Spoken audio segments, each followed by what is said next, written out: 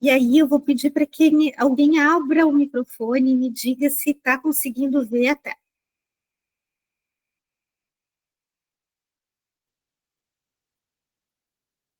Tá dando para ver, prof. Obrigada, obrigada.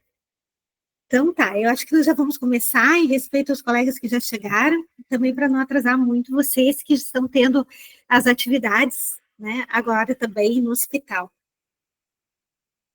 Então, a gente vai começar relembrando conceitos, né? Então, conceito de pneumonia, a gente tem como a inflamação do parênquima pulmonar, né? Ela pode ser de causa infecciosa ou não.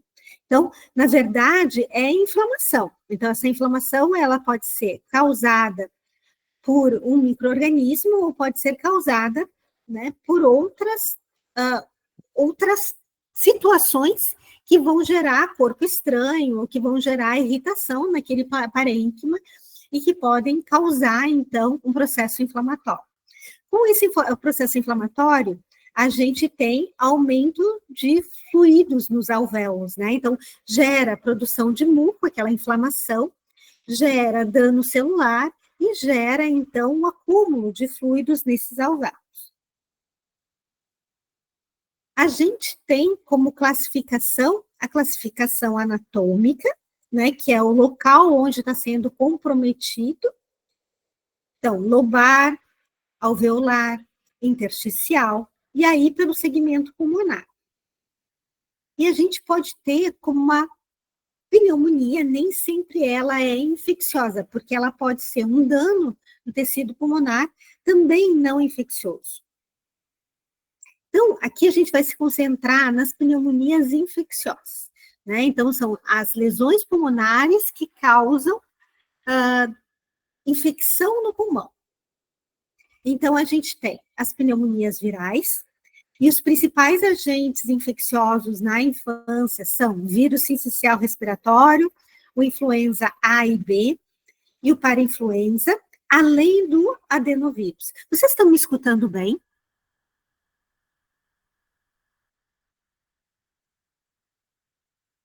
Alguém pode me sinalizar se estão me escutando bem? Sim. Tá ótimo. Se tiver algum aluno que não consegue entrar, que depende da minha autorização para ingressar na sala, aí vou precisar que vocês me avisem, tá? Porque agora eu já só vejo a minha tela.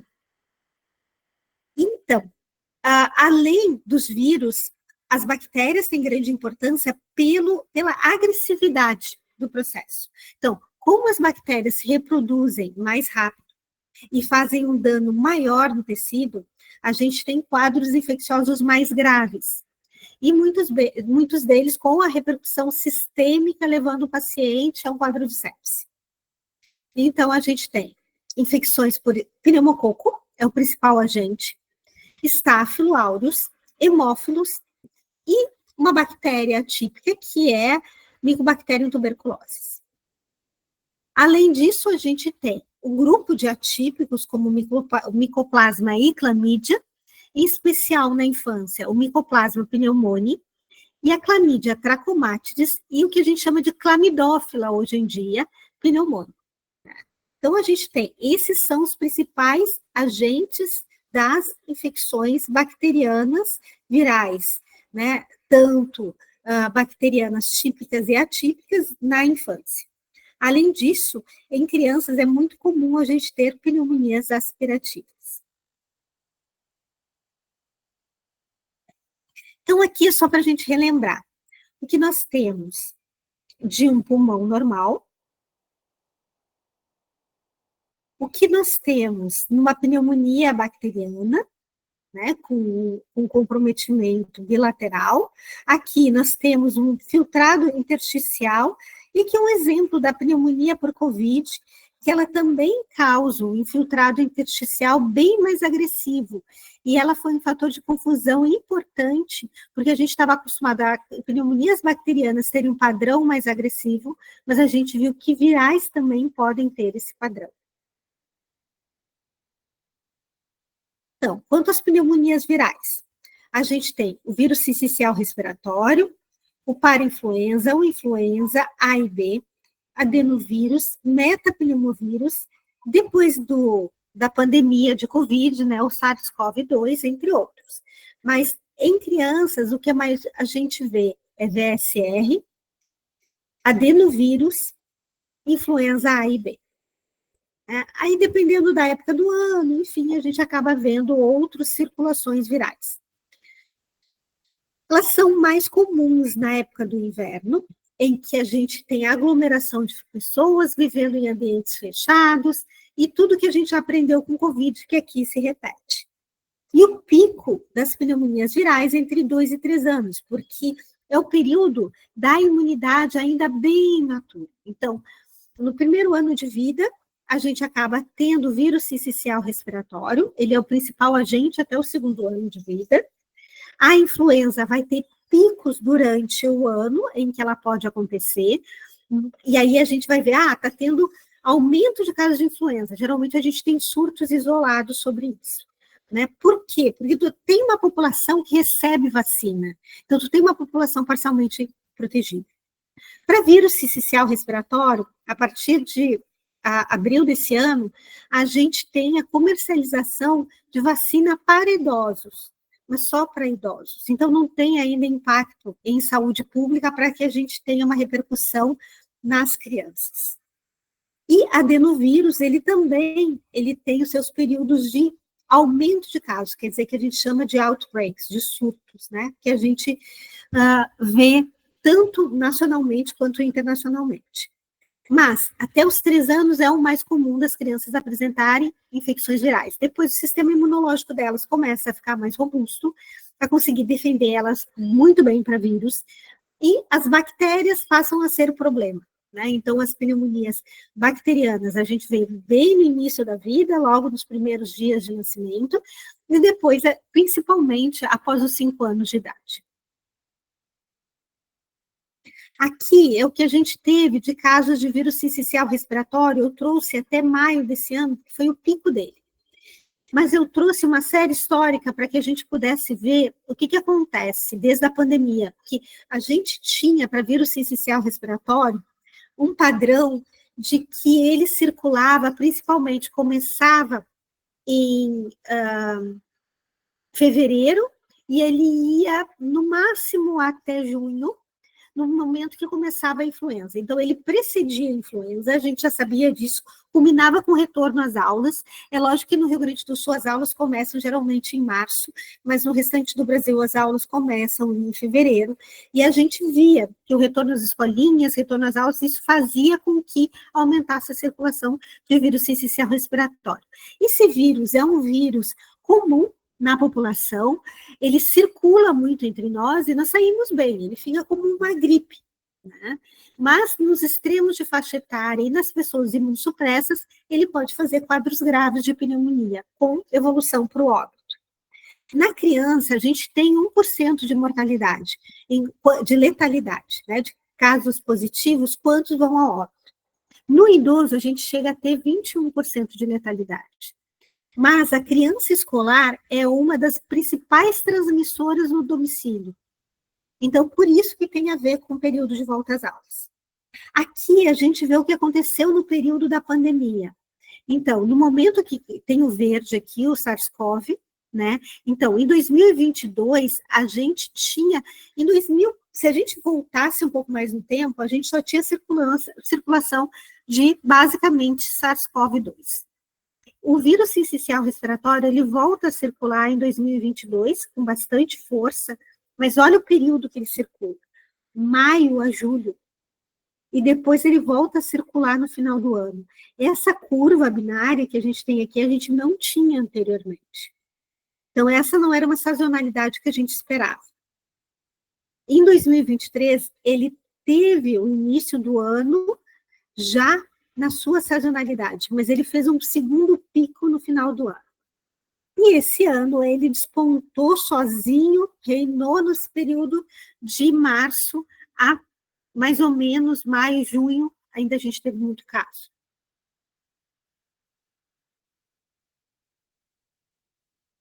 Então, as pneumonias virais, elas têm uma sintomatologia, né, que varia muito com a imunidade do hospedeiro, a estação do ano, o tipo de pneumonia. ela pode ser precedida, porque o que chama atenção para a gente pensar na criança com quadro viral é que ela fica pouco prostrada, ela ainda está se alimentando, ela fica irritada, mas ela ainda está mantendo o seu convívio em casa com um pouco de choro, um pouco de recusa alimentar, mas ela ainda está brincando, ela ainda está se movimentando bem, ela não está prostrada, né? E ela começa com sintomas sistêmicos. Então, quanto mais nova a criança, menos ela vai verbalizar o que ela está sentindo, então mais irritada e chorosa ela fica. Quanto mais velha dessa criança, ela comenta, né, com os pais sobre dor no corpo, sobre dor de cabeça, ela sinaliza mais. Mas essa criança geralmente vai ter precedido essa pneumonia o quadro de coriza, obstrução nasal e tosse, que é bastante comum. A febre é baixa ou ausente, mas a taquipneia é presente. Então, a gente vê mais taquipneia, mais tiragem, você pode ver, a criança está disfuncionada sem ela estar tão prostrada e tão abatida e com a febre baixa. Então, isso é um pouco estranho para o que a gente espera para uma pneumonia, né? A gente sempre associa a pneumonias bacterianas. Então, lembrar que ela tem quadros de vias aéreas superiores e inferiores, ela tem tosse, tem taquipneia. Nos casos graves, ela já vai demonstrar cianose e fadiga respiratória. E a ausculta, a gente tem criptantes e sibilos difusos. O difícil, a maior dificuldade que a gente tem é diferenciar micoplasma de pneumonia bacteriana para acertar, porque o tratamento é diferente. Então, muitas vezes a gente vai associar esse tratamento de cobertura de atípico, porque fica muito difícil de diferenciar. Quanto ao diagnóstico, a gente viu lá atrás, aqui o infiltrado difuso. A doença bacteriana, principalmente a pneumocócica, ela vai dar uma pneumonia redonda, uma pneumonia lobar clássica, mas o micoplasma ele confunde com o infiltrado difuso bilateral. Então, a gente vai ter infiltrados difusos ou lobares transitórios, um pulmão hiperinsuflado também é comum, porque ela vai estar hiperventilando.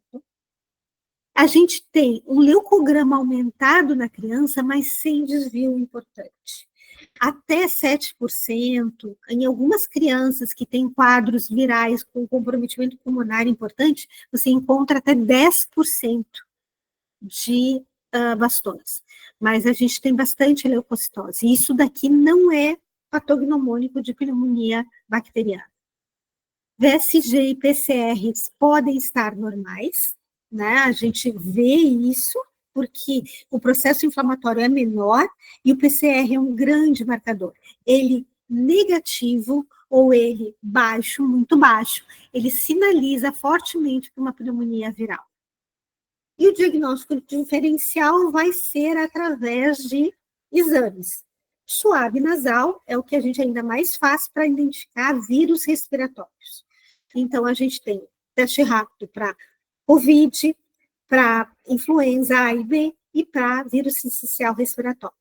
No hospital geral, a gente tem a imunofluorescência, que a gente faz para pacientes com um quadro viral grave, aí geralmente só em UTI, mas a gente consegue diferenciar influenza A e B, COVID, sincicial respiratório, adenovírus, parainfluenza e rinovírus. Tá? Então, esse é o painel viral que a gente consegue pedir. O PCR pode ser pedido aí específico para cada vírus, e a vigilância epidemiológica, todo quadro de síndrome respiratória aguda grave que interna no hospital, a vigilância epidemiológica coleta esse material, mas ele não é um material para diagnóstico médico. Ela coleta, e aí quando ela entrega o resultado é um mês depois, então não serve para manejo do paciente, mas a gente tem uma ideia do que está acontecendo. Por isso que esse tipo de dado epidemiológico é importante. Esse aqui é um dado que contém os 3 principais vírus que circulam no Brasil, os 4, pensando que influenza tu tem A e B, como eles circulam e eles são dados de diversos laboratórios particulares, né? Mas a gente também tem o boletim Infogripe. Nas pneumonias virais, né, a gente faz suporte, então hidratação, oxigênio terapia é o que a gente consegue fazer. A criança que chega nas primeiras 48 horas e tem o diagnóstico de influenza, ela se beneficia do uso de oseltamivir, Tamiflu, mas é muito difícil chegar nesse momento, então é muito difícil a gente ter oportunidade de usar um Tamiflu para criança. Além disso, ultimamente a gente não tem a solução oral e a gente precisa pegar o comprimido, diluir aquele comprimido, dar o comprimido, então fica bastante difícil. Basicamente, vírus a gente não tem tratamento. Antibiótico, a gente vai acabar usando quando tem infecção comprovada secundária bacteriana. E antiviral, então, a gente tem o oseltamivir para influenza. A gente tem ribavirina, que é utilizada para alguns outros vírus, para influenza, adenovírus, mas sem grande benefício.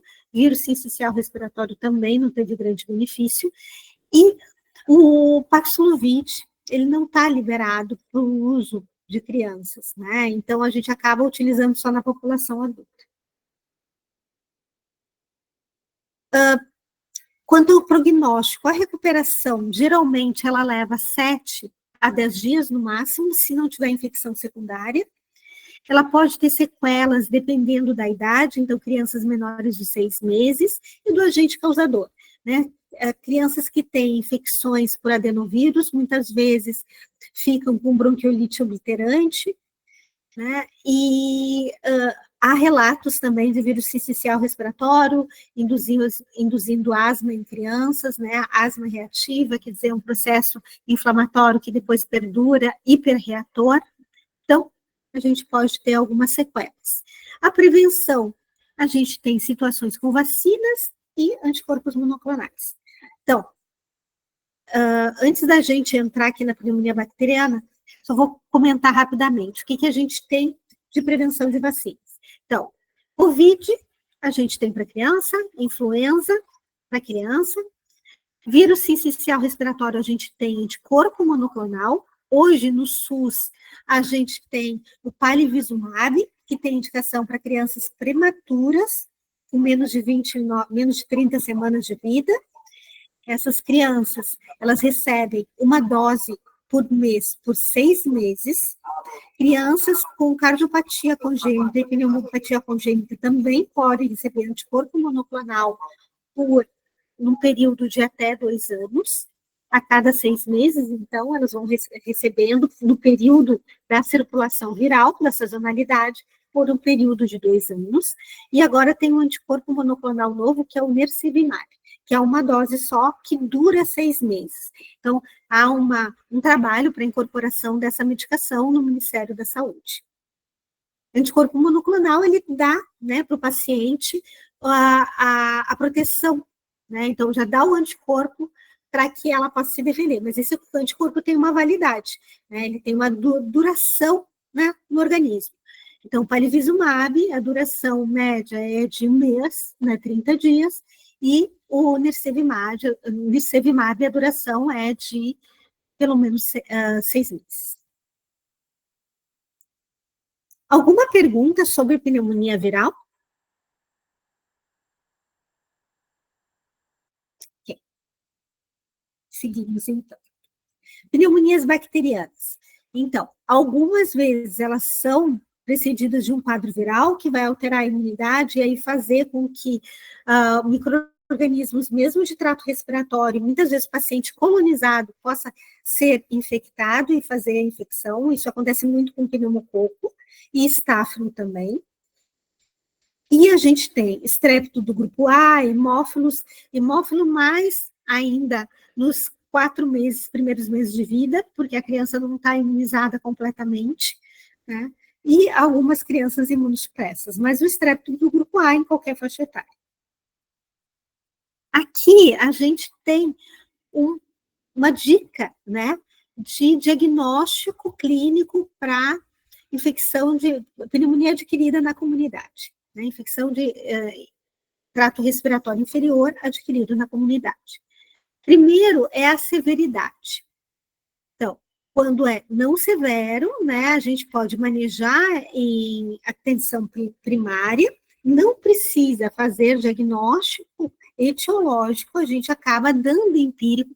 Está ali, o paciente está com um quadro de pneumonia, você identificou o quadro de pneumonia, mas você está numa UBS, você consegue fazer esse manejo com, geralmente, é a amoxicilina via oral, né? A criança ainda está com boa via oral, para que você consiga fazer, principalmente, o manejo inicial das primeiras 48 horas. E aí precisa avaliar essa criança para ver se ela precisa, se ela piorou clinicamente, e ela vai precisar ir para o hospital. Quais são os critérios de quadro moderado ou grave? Então, a clínica da criança, né, o quanto ela está prostrada, conta. Depois, o enchimento capilar, dispneia, cianose. Eu vou avaliar a saturação, se está menor que 90. Então, todos esses, ou se ela não consegue ter via oral, por qualquer motivo, ou se ela é um paciente que vomita muito, ela vai ser transferida para o hospital. E aí o manejo é hospitalar. Lembrar que na comunidade ainda, crianças menores de 5 anos, a gente pode ter micoplasma pneumônico. E aí, a gente avalia a possibilidade de utilizar a azitromicina como terapêutica, né? Ou se a gente vai fazer esse manejo, a gente acaba tendo que fazer hospitalar, porque a gente não tem condições de fazer o manejo inicial em UBS, mas muitas vezes em consultório, a gente consegue pedir alguns exames que vão nos salientar se a infecção é por micoplasma pneumônia, como, por exemplo, fazer um PCR de secreção de orofaringe, e consegue, ou até mesmo sorologia, e consegue, então, a confirmação para tratar corretamente. O tempo de tratamento é 7 dias. Pacientes que internam no hospital, a gente vai avaliar se tem menos de 3 meses, imunodeficiência, qualquer história prévia de pneumonia ou sequela de pneumonia, ou tem uma doença cardíaca congênita, ou crianças que tenham anemia, ou que tenham, né, por exemplo, anemia hemolítica, ou que tenham anemia falciforme, ou que tenham alguma paralisia cerebral, essas crianças são sempre manejadas em ambiente hospitalar. Então, abaixo de 3 meses de idade, imunodeficientes, com qualquer pneumopatia prévia, ou doenças cardíacas congênitas, anemia falciforme, né, crianças com paralisia cerebral, ou qualquer dano do sistema nervoso que dificulte a ingesta de medicamentos, também vão para o hospital. E aí, a gente vai ficar antenado nessas complicações, né? Então, a pneumonia, principalmente bacteriana pneumocócica, que pode evoluir para um derrame pleural, empiema, a possibilidade de pneumatoceles, de abscesso pulmonar, ou no caso do estáfilo, da gente ter a pneumonia necrotizante. Algumas situações sistêmicas que a gente precisa estar também antenado quanto à evolução para sepse, a síndrome urêmica hemolítica urêmica, e alguns sintomas neurológicos que possam sinalizar para um comprometimento também neurológico, que acontece, por exemplo, com a pneumonia pneumocócica, com a pneumonia, com a doença meningocócica, que tu tem alteração sistêmica, mas tu também tem alteração de sistema nervoso.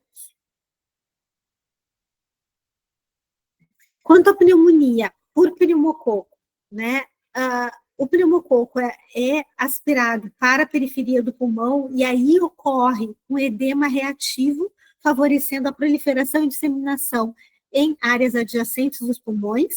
Então, geralmente, o que a gente tem é um comprometimento lobar, né? E a gente vê isso claramente no raio-x.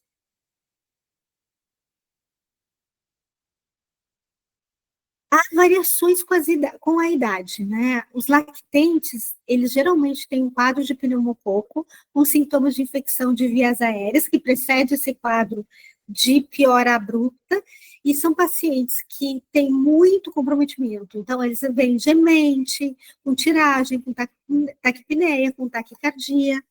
Os estertores pulmonares e maciez, a percussão podem estar presentes. A gente vê porque como esse bebê hiperventila, ele tem distensão abdominal, tem rebaixamento hepático, e cuidar para ver se ele não faz meningite associada, né? Então, ele pode ter rigidez de nuca ou pelo acometimento do lobo superior direito, ou mesmo por piora, né, clínica, evolução para também uma meningoencefalite associada. Quanto a crianças e adolescentes, os sintomas de IVA são mais leves, né? A taquipneia, tosse, dor ventilatória dependente e derrame pleural no lado afetado, aí com dor ventilatória dependente, naquele lado é bem comum.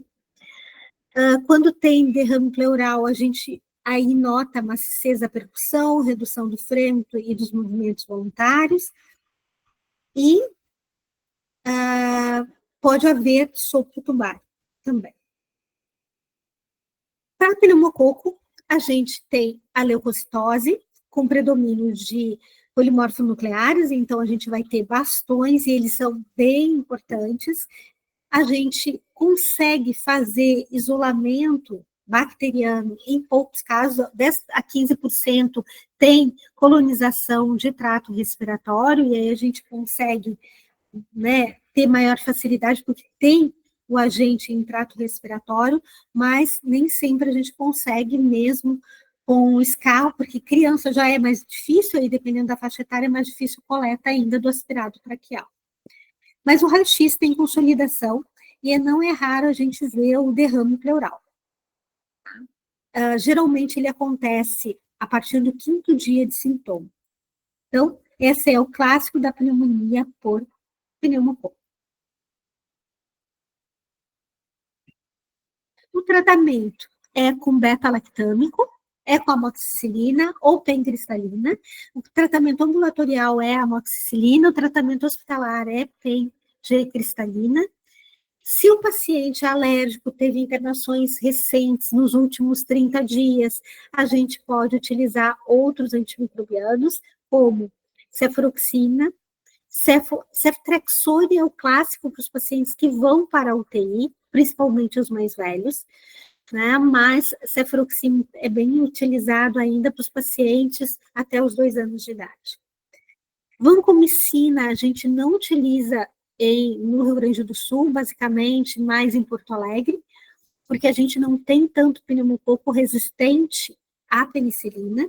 Isso tem sido um crescente, mas ainda não é uma realidade em todo o país, mas há uma indicação de literatura para caso haja suspeita de resistência à penicilina, a gente utilizar vancomicina associada a ceftriaxone.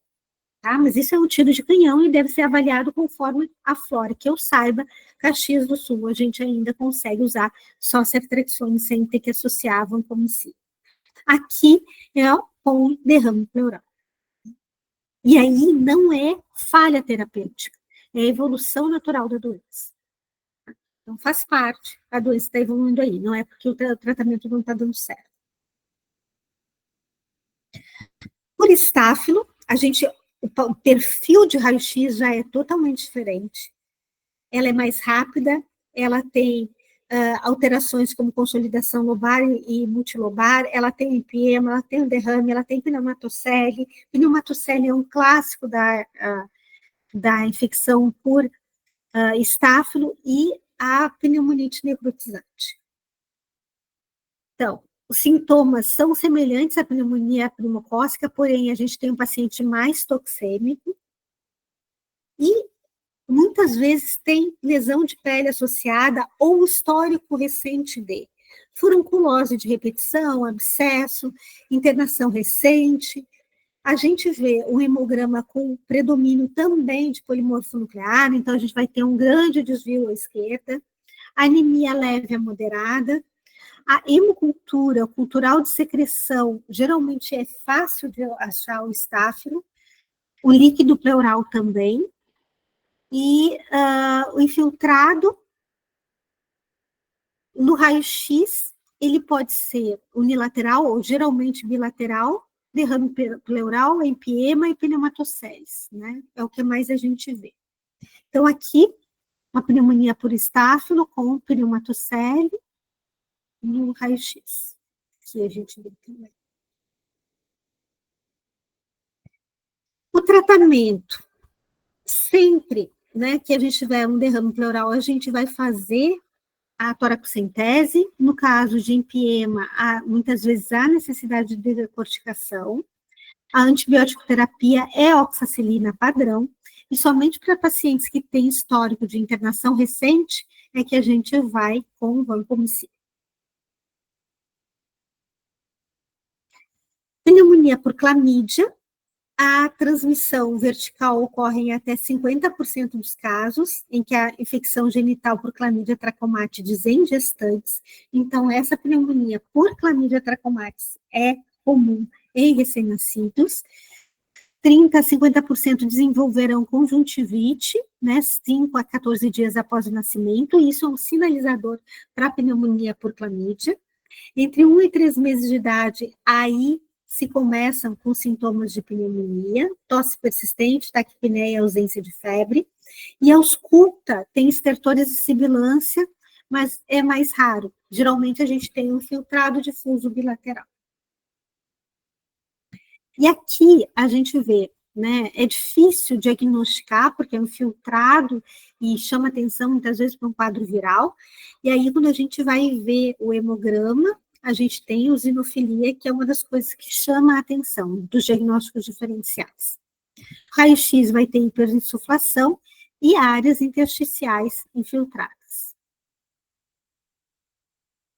E o isolamento da clamídia a gente consegue nas amostras oculares ou através de sorologia de forma mais fácil do que conseguir pela nasofaringe. O tratamento de todos os atípicos é com macrolide, azitromicina, porque quinolona a criança não pode usar, né? Então, quer dizer, a não ser que sejam crianças bastante debilitadas, que já fizeram inúmeros tratamentos, mas a gente dá preferência por manter macrolide. O tempo de tratamento é, em média, 7 dias, tá? 7 a 10 dias é o padrão de tratamento das pneumonias. Quando é micoplasma pneumoniae, a gente já tem em crianças, são quadros mais comuns em crianças mais velhas, 3 a 4 anos de idade, e são também comuns em escolares e adolescentes. Então, inicia com cefaleia, um quadro de mal-estar, febre, dor de garganta. Diferente do quadro viral, não vai ter coriza. Progride com sintomas respiratórios baixos, rouquidão e tosse. A tosse, que é uma característica, é seca, e nas crianças maiores, muitas vezes evolui para expectoração clara e espumosa, mas a gente não vê o escarro, como a gente vê na doença pneumocócica, no estáfilo, que é um escarro purulento. Se não tratada, ela tende a piorar nas primeiras 2 semanas, sintomas, mas os sintomas todos regridem em 1 mês, né? Então, por isso é muitas vezes complicado da gente fazer o diagnóstico. O leucograma não chama atenção, porque é uma bactéria típica. O raio-X tem infiltrado intersticial ou broncopneumônico, e pode ter a telectasia, que é algo que chama atenção, e os anticorpos IgM é o que a gente faz o diagnóstico através de sorologia. Então, a gente pede, a partir do 5º dia, mais ou menos, de sintomas, a gente já pode estar pedindo, então, IgM para micoplasma. Aqui, então, quadros com a telectasia, né, com infiltrado, que ele é atípico, né? Ele acaba fazendo um quadro diferente do bacteriano. O tratamento também é com azitromicina ou claritromicina, né? Macrolídeos. E as pneumonias aspirativas? Pneumonia aspirativa, criança pode ter por tanto alimento quanto vômito, e muitas vezes por Outras, né, inalações, então, ingesta de hidrocarbonetos, aspiração de talco, é cada vez mais difícil a gente ver hoje em dia, porque se usa mais lencinho umedecido, né, do que se usava antigamente, se usava talquinho nas crianças, e as crianças saíam correndo bebendo talco, várias vezes a gente atendeu esse relato de mães, né, e a pneumonia lipoide e de corpos estranhos. Eu vou salientar aqui para vocês a pneumonia, então, aspiração de alimentos e corpos estranhos. Aspiração de alimentos, a gente tem o ácido clorídrico como determinante da lesão pulmonar.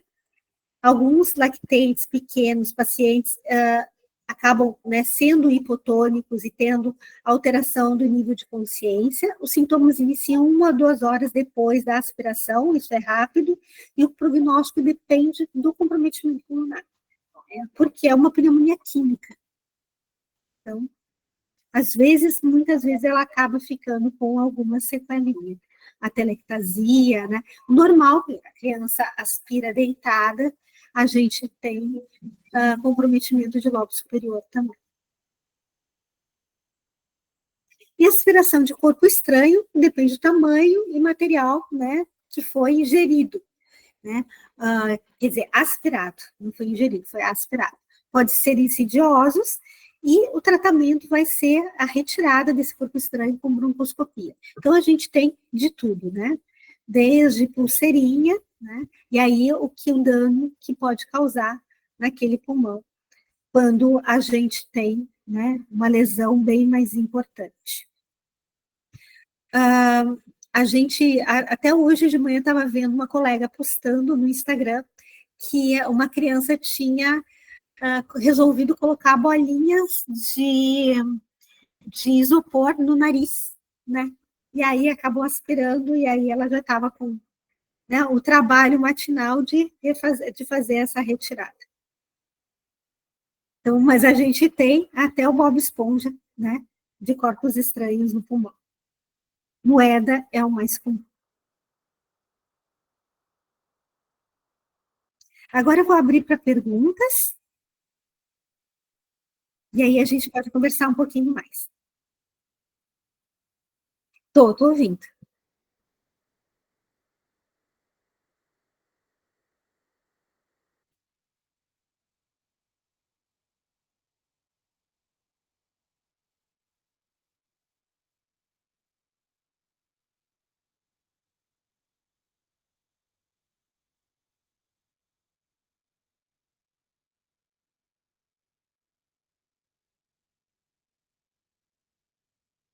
Excelente pergunta, Jerônimo. A primeira coisa é ver se aquela pneumonia que tu está avaliando, se ela é realmente bacteriana ou se ela pode ser viral.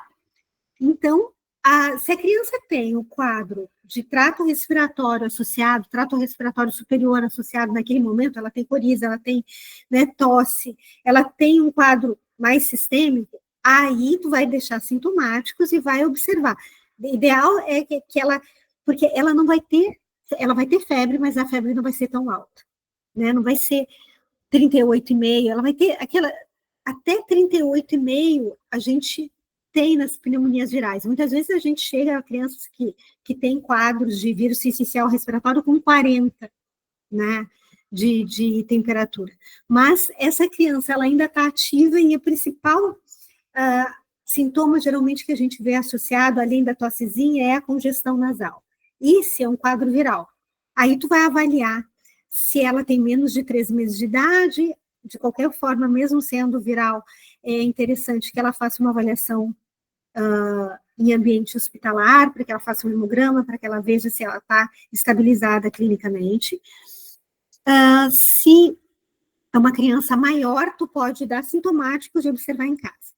Se você acha que é bacteriana, por quê? Porque a criança está mais prostrada, ela faz febre alta, ela tem, né, um movimento ventilatório importante, ela tem a taquipneia, ela tem um pouquinho de tiragem, mas ela está com boa via oral, você deixa a amoxicilina.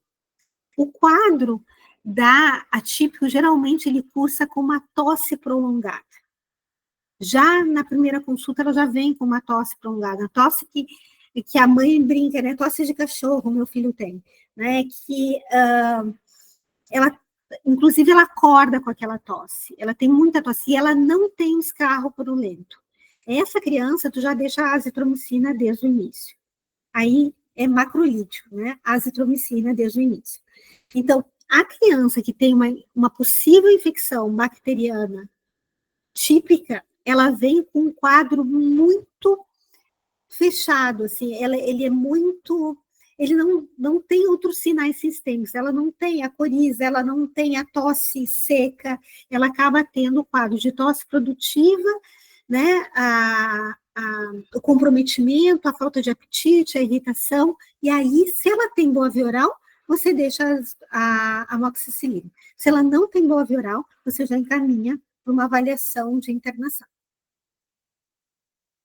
Aí você vai avaliar em 48 horas, né? Se ela está melhor, você prolonga. Se ela não melhorou nada do quadro clínico, né? Aí a gente vai pensar, porque é muito raro a gente ter pneumococo resistente na comunidade de Caxias do Sul, mas você pode trocar a medicação por azitromicina ou trocar a medicação por cefuroxima, via oral.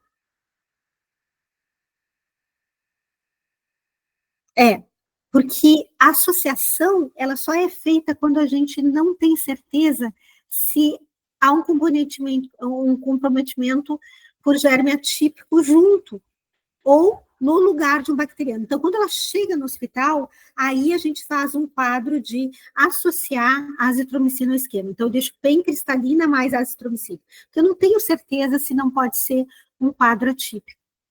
Quando ela está na comunidade, geralmente a gente começa com a azitromicina, e se ela não responder, mas ela está bem clinicamente, aí, desculpa, começa com a amoxicilina, e se ela não está bem, e ela não responder em 48, 72 horas, aí tu faz a transição para a azitromicina.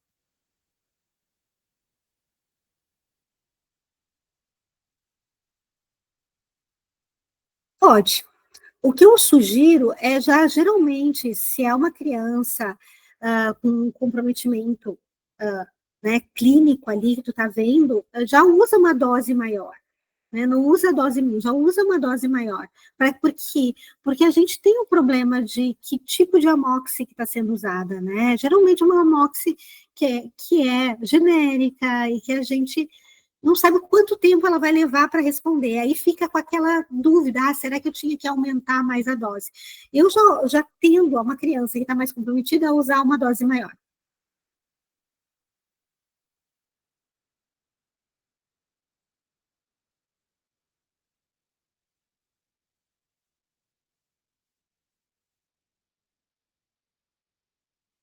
Seria ideal eu poder usar a procalcitonina. O problema é o custo. Ela custa R$ 250 a R$ 350 um exame. Então, não é uma coisa que a gente consegue utilizar na nossa rotina, exceto em alguns convênios. Né? A PCR, ela não é, a proteína C reativa, ela não é um marcador tão bom para pneumonia bacteriana, mas é um marcador para diferenciar viral, né? Quer dizer, ela negativa, ela te sugere viral. Ela positiva, ela não te sugere ser viral ou bacteriana. E ela melhorando, tu poderia tirar o antibiótico, um processo inflamatório ainda às vezes é intenso e ela leva muito tempo para melhorar. A procalcitonina é um marcador melhor para a pneumonia bacteriana, para retirada, não para colocar o antibiótico, para retirar o antibiótico. Então, tu fazer com 3 dias, com 5 dias e ver se tu já pode suspender, seria o ideal. Mas não é um exame que a gente ainda consegue ter na nossa rotina.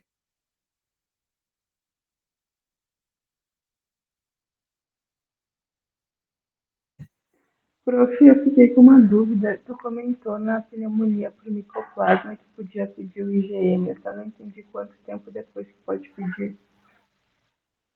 Sim, a pneumonia por micoplasma, a gente raramente consegue fazer o diagnóstico. Assim, a gente não faz o diagnóstico por coleta de material, né? Porque ele é atípico. Então, a gente precisaria ou fazer PCR, aí cadeia de polimerase, né? Reação de cadeia de polimerase, a RT e PCR, ou então fazer sorologia, é uma possibilidade. A sorologia, ela leva, em média, uns 4, 5 dias para a gente ter o resultado da X. Então, não é um exame que a gente tem um resultado muito rápido, como uma PCR. PCR, em 72 horas, a gente consegue. Então, só que ele é muito mais barato. Então, ela é uma alternativa para os casos que a gente não consegue fazer. Eu estou com suspeita de micoplasma, eu tenho que fazer diagnóstico. Aí eu vou pedir ou PCR na secreção, se eu consigo fazer um lavado broncoalveolar ideal para fazer o PCR. Ah, mas eu não consigo, mas eu tenho secreção, eu tenho como coletar? Tenho. Se não, eu vou fazer a sorologia. E aí a gente pede IgM. E o IgM, porque lembra que tu precisa de quantidade mínima de anticorpos para positivar o exame. Ideal que fosse lá pelo 7º dia, mas pelo menos a partir do 5º dia já consegue pedir. Tá bom, prof, entendi. Obrigada. De nada, filha.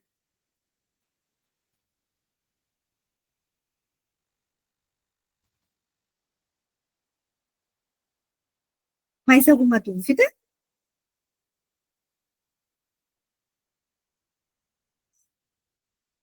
Bom, infecções bacterianas são sempre as mais importantes, né? Então, saber os agentes infecciosos é interessante, os principais agentes virais.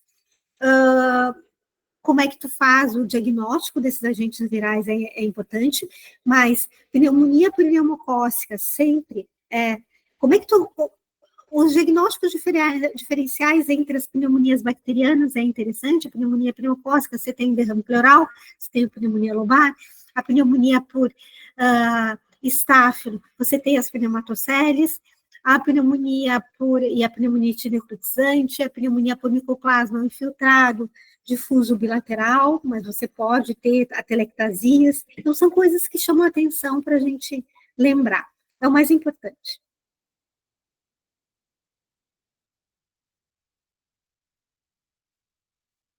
E sempre, né, lembrar das aspirativas, né, não deixam de ser importantes, né, a gente sabe que é uma pneumonite química e não vai dar o antibiótico, não vai fazer diferença. Tá bom? Ai, pena não ver vocês, né, mas espero que todos estejam bem, estejam curtindo esse momento da medicina. Prof, Pode falar. eu tô transmitindo para o pessoal na sala. Querido.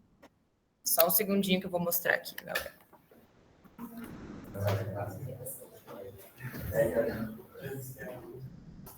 Ai, que legal!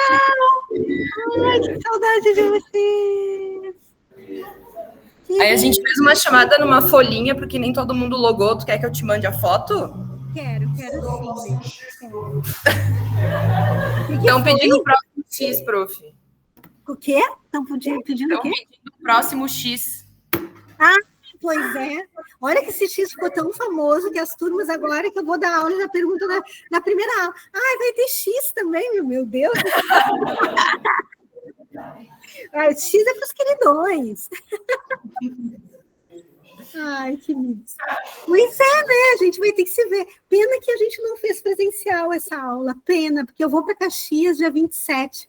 Mas aí ficava ruim, segundo a prof. Ana me falou, porque você já tinha outras atividades. Que pena. Mas a gente vai se encontrar ainda tem ainda um pouquinho de curso pela frente, para a gente se ver. Então tá. Tá, um beijo enorme para vocês. Obrigada, Leti, por ter me mostrado a turma. Obrigado, prof. Um beijo, Rafa, um beijo para todo mundo, bem grande. Que vocês tenham um excelente final de semana. Beijão.